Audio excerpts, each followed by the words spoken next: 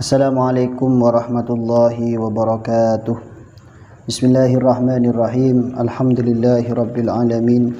Wassalatu wassalamu ala sayyidina Muhammadin wa ala alihi wa sahbihi ajma'in, amma ba'du.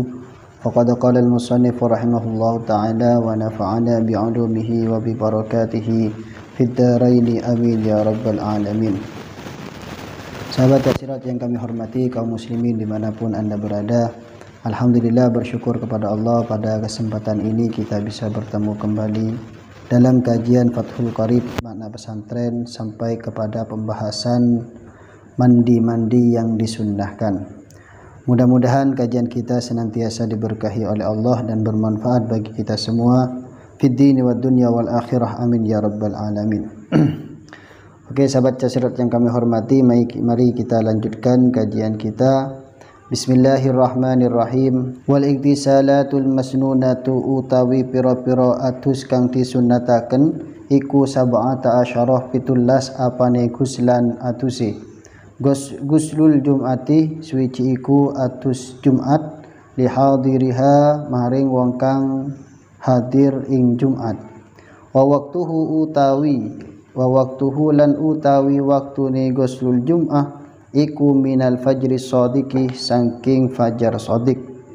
Wa ghuslul idaini lan atus riyaya luru al fitri rupani idul fitri wal adha lan idul adha.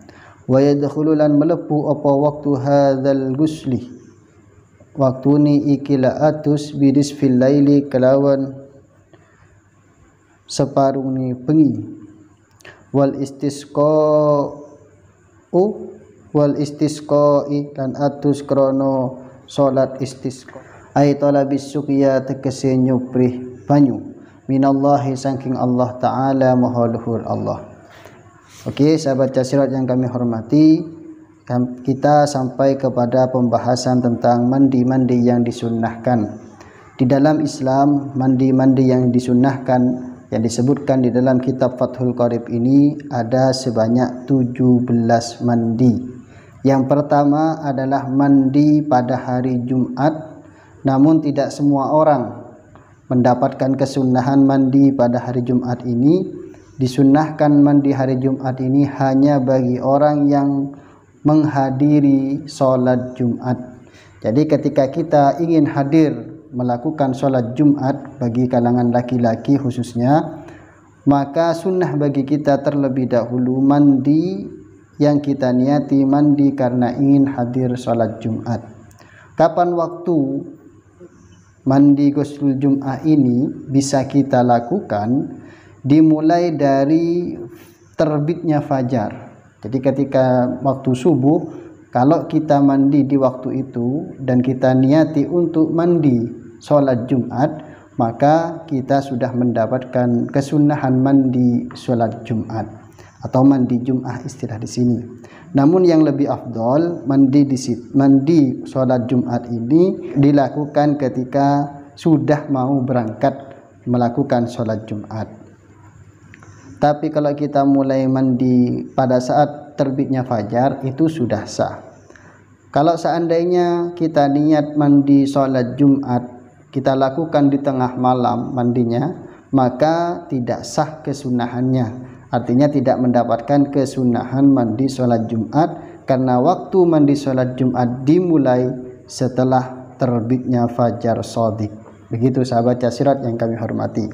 Kemudian mandi yang kedua dan yang ketiga, mandi karena hari raya. Jadi ketika hari raya sunnah bagi kita mandi terlebih dahulu, baik hari raya Idul Fitri maupun hari raya Idul Adha. Ada perbedaan antara ghuslul Jum'ah dengan ghuslul Idaini ini. Kalau ghuslul Jum'ah itu hanya diperuntukkan bagi orang yang ingin hadir sholat Jumat saja. Namun untuk hari raya tidak dikhususkan bagi orang yang sholat Idul Fitri saja, tidak. Tapi siapa saja boleh atau bisa mendapatkan kesunahan mandi hari raya ini, baik dia ingin hadir sholat Idul Fitri ataupun tidak. Begitu. Kapan waktu dimulai?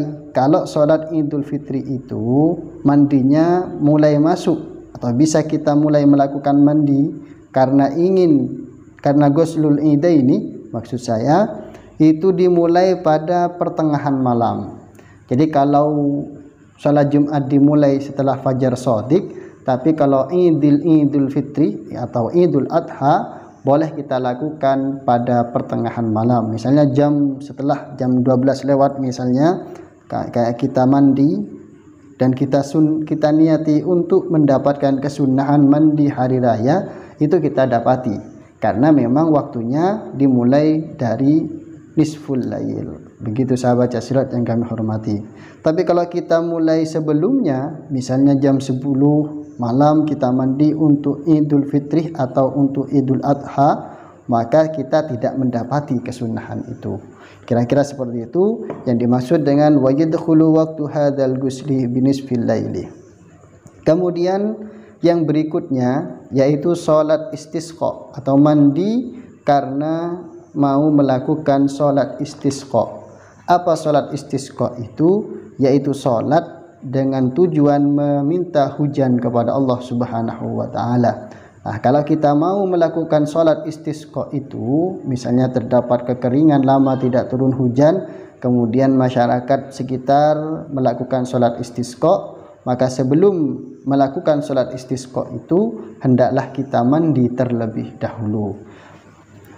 Wal khusufilan gerhana lil qamari krono rembulan, wal kusufilan gerhana lisyamsi krono srengenge, wal guslulan atus min ajli guslil mayyiti krono ara-arai ngatusi mayyit, musliman kana au kafiron, iku muslim anani mayyit au kafiron utawa kafir. Kemudian kesunahan mandi yang berikutnya yaitu salat mandi karena gerhana bulan atau gerhana matahari.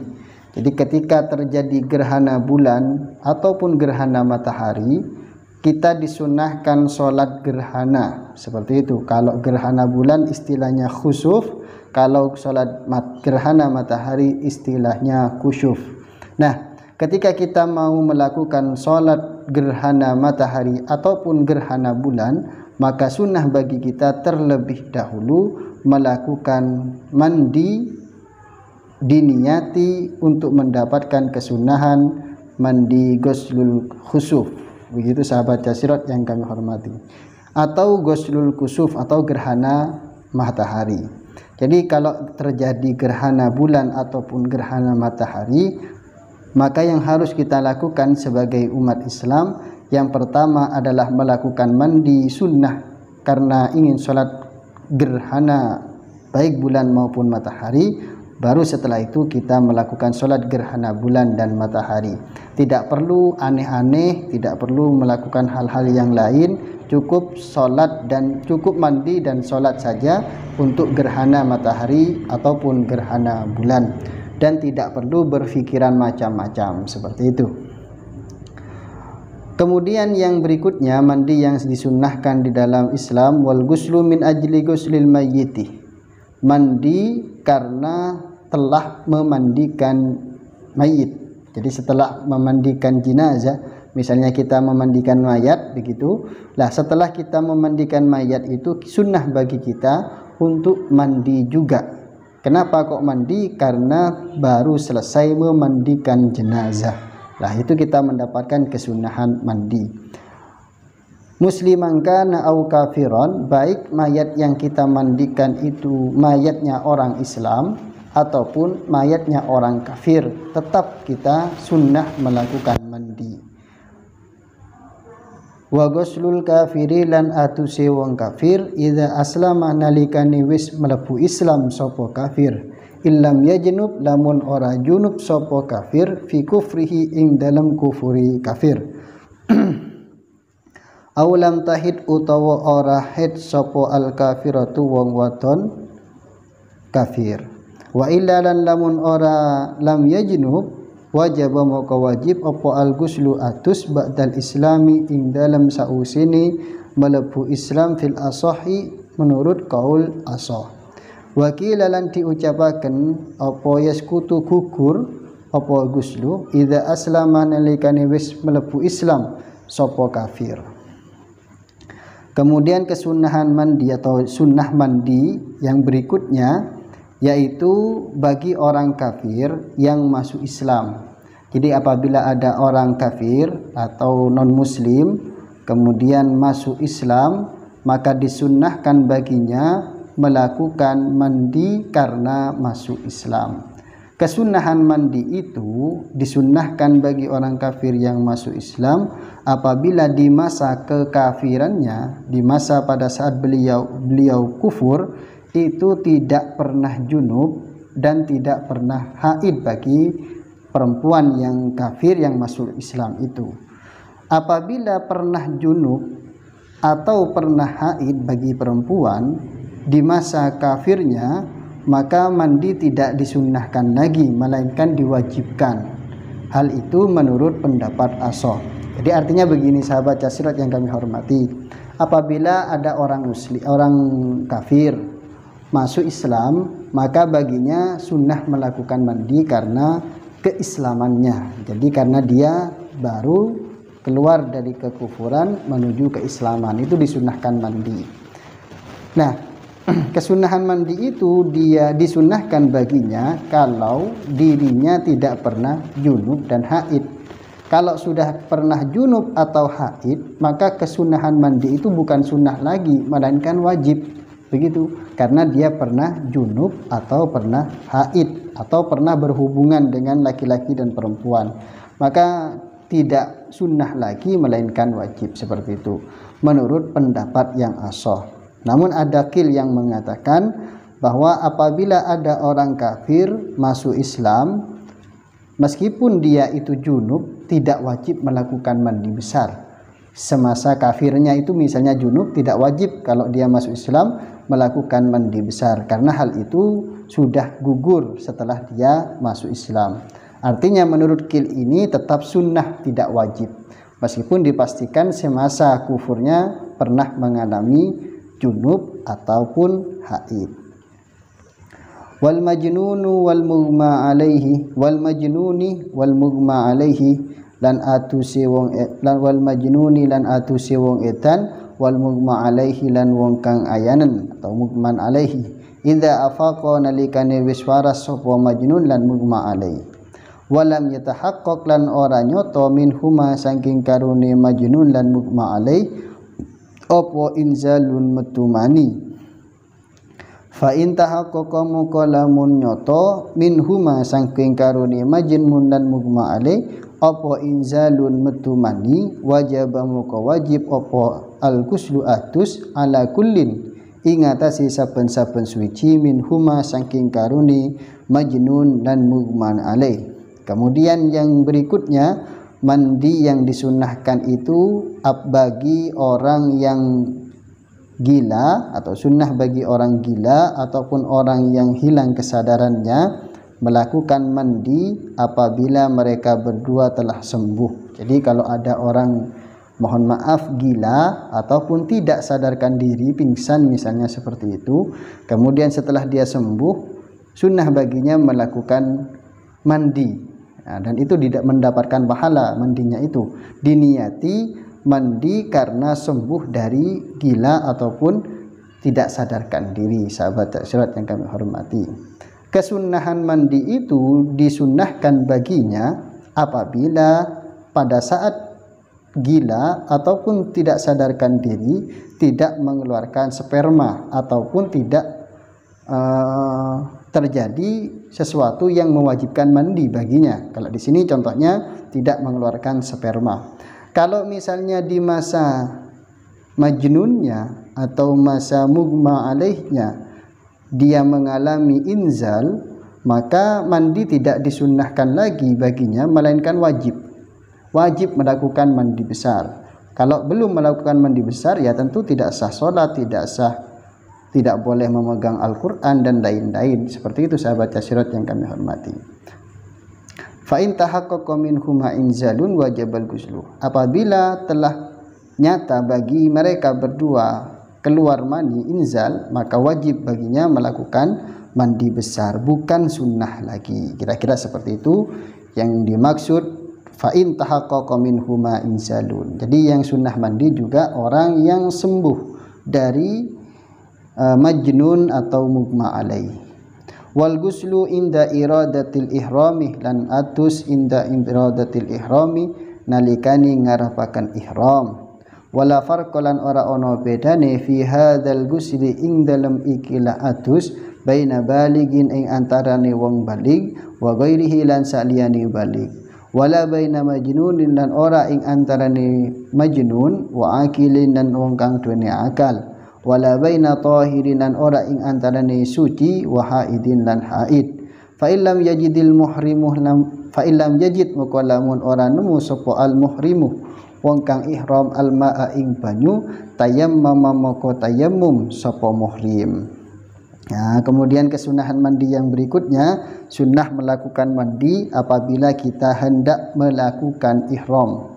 Jadi kalau mau melakukan ihram, sebelum niat ihram kita mandi untuk ihram terlebih dahulu. Dan hukum mandi itu sunnah dan mendapatkan pahala bagi kita yang melakukan mandi ihram itu.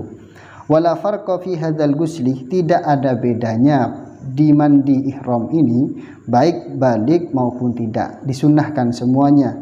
Majnun atau akil itu tidak dibedakan, artinya tetap disunnahkan mandi iradatil ihram, mandi bagi orang yang ingin melakukan ihram. Atau wala baina tahirin wa haidin, atau orang yang suci ataupun orang haid itu tidak dibedakan, artinya tetap disunnahkan. Sahabat jasirat yang kami hormati, apabila orang yang mau melakukan ihram itu tidak menemukan air untuk mandi, maka sunnah baginya bertayammum untuk melakukan, karena mau melakukan ihram. Jadi mandinya itu diganti tayammum, saking pentingnya mandi bagi orang yang ingin melakukan ihram. Wal guslu lan atus didukhuli Makkah krono melebu Mekah limuhrimin maring wong kang ihram bihajin kelawan haji au umratin utawa umrah. Walil wukufi bi Arafatah lan krono wukuf bi Arafatah kelawan Arafah fitasi dzil hijjati ing dalem tanggal songoni bulan Dzulhijjah. Walil mabiti bi Muzdalifatah dan krono mabit bi Muzdalifatah kelawan Muzdalifah. Wali ramyil jimari lan krono balang pira-pira jumrah asala sikang telu fi ayyamit tasyriki ing dalem pira-pira dina tasyrik asalasi kat kang telu. Dadi fayag tasilu moko atus sapa wong li ramyi kulli yaumin krono balang saben-saben dina minha saking salasa. Amma ramyu jumratil aqabati, anapun utawi balang jumrah aqabah fi yaumin nahri ing dalam dina nahar fala yagtasilu moko ora usah atus sapa wong lahu krono ramyi jumratil aqabah likurbi zamanihi krono pareke mongsone ramyi jumratil aqabah min guslil wukufi saking atus wukuf. Kemudian kesunahan mandi yang berikutnya yaitu sunnah bagi kita melakukan mandi apabila hendak memasuki Mekah bagi muhrim haji ataupun muhrim umrah. Jadi ketika mau masuk ke Mekah, sunnah bagi kita melakukan mandi karena ingin memasuki kota Makkatul Mukarramah. Seperti itu sahabat jasirat yang kami hormati. Kemudian kesunahan mandi yang berikutnya karena mau melakukan wukuf di Arafah pada tanggal 9 bulan Dzulhijjah. Nah, kita sunnah melakukan mandi pada waktu itu sebelum melakukan wukuf di Arafah. Kemudian yang berikutnya mandi karena mau mabit di Muzdalifah. Jadi ketika mau mabit di Muzdalifah, sunnah juga bagi kita melakukan mandi sunnah. Waliramyil jimari salasi, dan juga sunnah bagi kita ketika mau melakukan ramyul jimar atau balang jumrah. Seperti itu sahabat jasirat yang kami hormati. Balang jumrah yang 3 yang dilakukan pada hari tasyrik. Jadi ketika kita mau melempar jumroh di hari tasyrik, masing-masing hari tasyrik itu tanggal 11, tanggal 12 dan 13 itu sunnah bagi kita melakukan mandi terlebih dahulu, dan kita niati kesunahan mandinya itu, sahabat Jasirat yang kami hormati. Adapun pada saat melakukan jumroh Aqabah di hari nahar yaitu tanggal 10, tidak disunahkan bagi kita melakukan mandi karena jumroh Aqabah, karena romyu jumroh Aqabah. Kenapa kok tidak disunahkan? Karena masa itu sangat dekat dengan mandi wukuf. Jadi karena dekatnya waktu jumroh Aqabah, romyu jumroh Aqabah dengan waktunya wukuf, maka tidak disunnahkan melakukan mandi untuk jumroh Aqabah. Tetap mandinya kita untuk wukuf saja. Kira-kira seperti itu sahabat Jasirat yang kami hormati. Berikutnya wal guslu lan atus lit tawafi krono tawaf as-sadiqih kang beneri bi tawafi kudumin kelawan tawaf kudum wa ifadatin dan tawaf ifadah wa wada'in dan tawaf wada'. Kemudian kesunahan mandi yang terakhir yang disebutkan di dalam kitab Fathul Qarib ini adalah mandi karena melakukan tawaf, baik tawaf itu tawaf kudum ataupun tawaf ifadah ataupun tawaf wada. Oke sahabat Jasirat yang kami hormati, itulah macam-macam mandi yang jumlahnya 17 yang disebutkan di dalam kitab Fathul Qarib, yang diharapkan bagi kita ketika mau melakukan hal-hal yang ternyata disunnahkan seperti yang sudah kita pelajari, kita melakukan mandi sunnah terlebih dahulu. Apakah hanya 17 itu mandi yang disunnahkan di dalam Islam? Ternyata tidak. Yang disebutkan di dalam kitab Fathul Qarib memang ada 17, dan itu yang penting, yang poinnya memang ada 17 itu. Ada mandi yang disunnahkan yang tidak disebutkan di dalam kitab Fathul Qarib ini. Wa baqiyatul agsalil masnunati, dan utawi sekareni piro-piro atus kang disunataken iku madzukuratun disebut fil mutawwalati ing dalam pira-pira kitab kang didawaaken keterangane. Mandi-mandi yang disunnahkan yang lainnya yang belum disebutkan di dalam kitab Fathul Qarib ini bisa kita jumpai atau disebutkan di dalam kitab yang lebih detail penjelasannya. Jadi ada sebenarnya mandi yang disunnahkan yang tidak disebutkan di dalam Fathul Qarib ini. Contohnya mandi ketika hendak memasuki kota Madinah. Nah, itu juga disunnahkan bagi kita melakukan mandi. Begitu sahabat Jasirat yang kami hormati, mudah-mudahan bermanfaat. Sekian, wassalamualaikum warahmatullahi wabarakatuh.